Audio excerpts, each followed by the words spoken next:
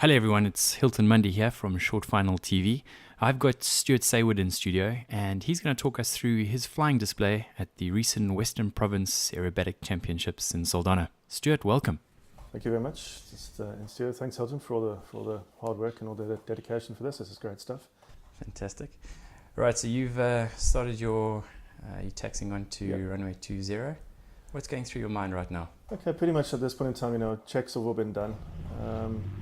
You tend to sort of take a big deep breath and make sure that your feet are nice and loose for the takeoff from. Here you can see it's just applying the power. It is a tail dragger, so the tail tends to come up pretty quickly by pushing the stick forward. There's a lot of rotor movement. As you can see, the airplane is, it looks like it's quite wobbly, but inside is not too bad. The takeoff here has to be relatively flat as it's not allowed to exceed any sort of high angle banks with the judges below, so it has to be a nice takeoff until you are ready to come into the box. The aerobatic box is marked in this video to the eastern side of the runway. It is measured 1 kilometer squared, and depending on what class of flight you're in, you have a minimum altitude at the bottom of the box of 1,000 foot. So you can pretty much bank on your start out altitude at being at about 4,000 foot for the Sportsman and for the graduate and intermediate classes. Can you explain the different classes? You've got your graduate, your Sportsman, sure. Unlimited, and you've got unlimited and advanced. So we've got 5 classes. We've got graduate, which pretty much kicks off with 6 sequences. Or should I say 6 figures. As you go up the ranks to Sportsman, it increases to 10, and so on as you go through intermediate and advanced. Each of the maneuvers figures get more and more difficult as and when you move through the ranks, and they have what they call as a K factor, or a weighting attached to each of these figures, which essentially determines the level of difficulty. So the higher the K factor, the more difficult the maneuver itself. This is running in this is a Sportsman free sequence that I flew, second sequence for the day. You can see I've pretty much got up to altitude and positioning myself now for the box. The box is directly below you now? There it is, directly below me. You can see the markers there. Left of screen, okay. See, this is what they call as a practice run, okay, to determine how the wind is working. So you dive for speed and it's going to be a nice pitch to vertical. This is what we call as a positive humpty. Okay. So ideally what you do is you position yourself over one of the center markers, and then as you come down, you pull the aircraft through, you measure yourself where you are in relation to the marker, so you can judge yourself where you are, or how the wind is doing up there. So it allows you to position yourself correctly. This is a roll to inverted, the second practice sequence. So basically what this does, allows you to check your straps, make sure that you're strapped in nice and tight, and get all ready for the actual flight itself. So here it's back onto the downwind position, back up, climbing up to I think this was around 3,500 foot. Yeah. Obviously we've got to watch cloud base. Cloud base, put it this way, whether we fly or not is determined by the chief judge. So we will always check the box and make sure that we have the right altitude, or we can achieve the right altitude. Because there was a lot of cloud in the morning.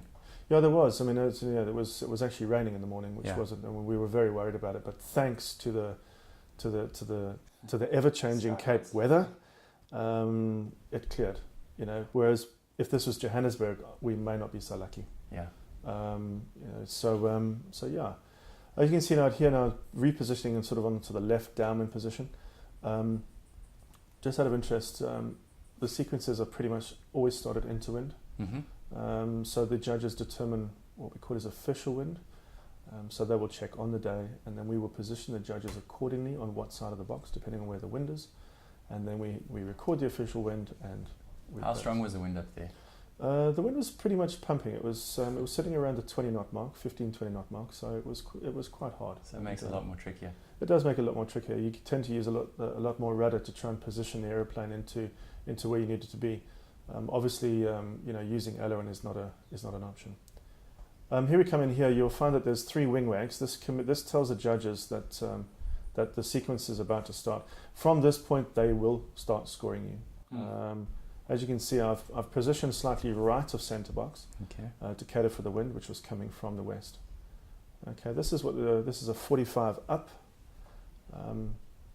You draw the 45 line. I've cut the power here and we're getting ready for the one rotation spin. You can see the airplane starting to slow down.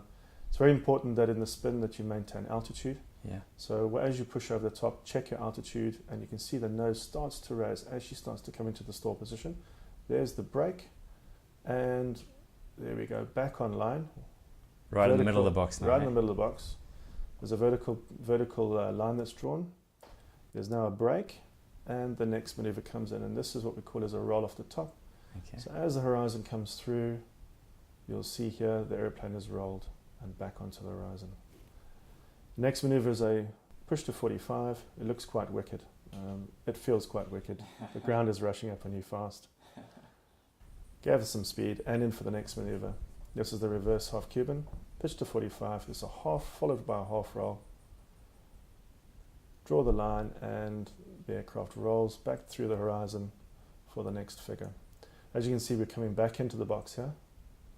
Right, so you can see how I've drifted across already. Yep. That's how the wind is. It's quite strong out there. This is the sixth figure. This is just a plain loop coming over the top, floating the aeroplane through, back on line, and hopefully getting back towards that box position as well. You can see I'm actually flying on the outer section of the box. So you can judge now how strong the wind is. Yeah. Next maneuver is a hammerhead or a stall turn, as we know. You pitch the aircraft. It's a nice, good 7G pull to vertical until the aircraft runs out of airspeed. Inputs here, very much onto the rudders, a lot of rudder movement, and right aileron and forward stick to get that nose back down. Okay, then the next figure is a 5/8 of a loop with a full roll on the 45 inverted on the way back down. So this is what is a normal Cuban. Or should I say a half Cuban. There's the 45, hold it for a second or two, and there's the roll. You can see we're still on the inside of the box, so positioning is okay.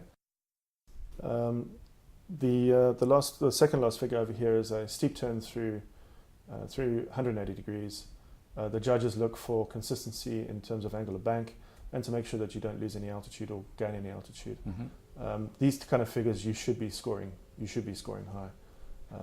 This is all sort of basic PPL stuff. And there's a finish off with a full roll. And that's the end of your sequence. The final thing, 3 wing wings. So, yeah, I mean that's pretty much the sequence. I think at this point in time, it's back off of box frequency, back onto the tower frequency on the ground. Mm-hmm. We've got guys on the ground that assist with starting aircraft and getting the guys strapped in and all that kind of stuff. Yep. So yeah, I mean it's. How often do you go up and practice? I try and get up there at least once or twice a week. Okay. Obviously, it's weather dependent. It's also obviously dependent on work and all that kind of stuff. Right. But I try and get up as often as I can. It's very easy to get rusty on this stuff. I'm sure. Not just this stuff, but even just flying the airplane. I mean, the Pit Special is a very twitchy airplane on the ground. As you'll see, I think we're going to come up to the approach here.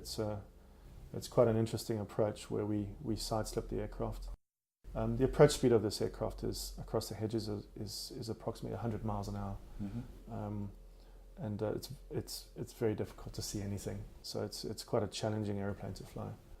Now, when you finished your sequence, do you know maybe where your errors were? Yeah, I think so. I mean, you actually know. I think you pretty much know when you're flying the figure. If you mess it up, you'll say to yourself, "Oh yeah, damn," whatever the case.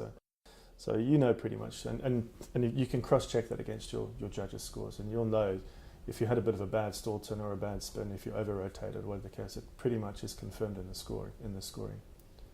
So this is quite a high approach. As the judges were down in the centre, you can see them coming up on the left. On the left. They're there somewhere. I think they're there. There they are, just on the left. Just the left of the screen now. The idea was to come in and just land deep in them. I didn't want to. These airplanes can ground loop, and you wouldn't want to hurt anyone. As you can see, it's quite a bouncy landing. I think you pretty greased that, would you? It's you can see there it starts to swing. You see, so it's a very twitchy airplane. There's a certain speed on these Pit Specials. It's typically around the 30 miles an hour mark. That's that's quite something. So yeah, and this is pretty much the end of the flight. So is there a limit to how long your display has to be? there's not a limit in terms of how long it needs. I mean, to you've be. got to obviously fly your different sequences, but I mean, you Yeah. have to do it in 3 minutes or 4 minutes. No, it's pretty much you can pretty much well, your airplane, your speed of your airplane is going to determine the length of your flight, and Right. obviously the number of figures that you fly. So yeah, I mean, obviously doing display flying is very much different.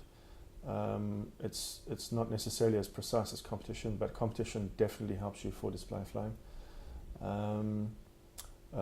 Typically, a display at an air show, you would be limited by the air show organizers to approximately 7 to 9 minutes. Okay. Just purely because of the amount of aircraft you've got to get through during the day.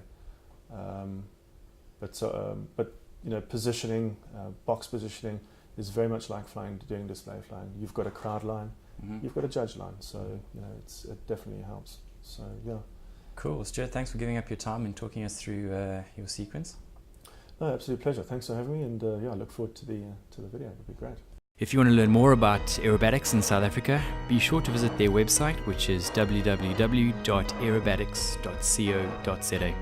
Also, don't forget to check out our Facebook page, which is facebook.com/shortfinaltv.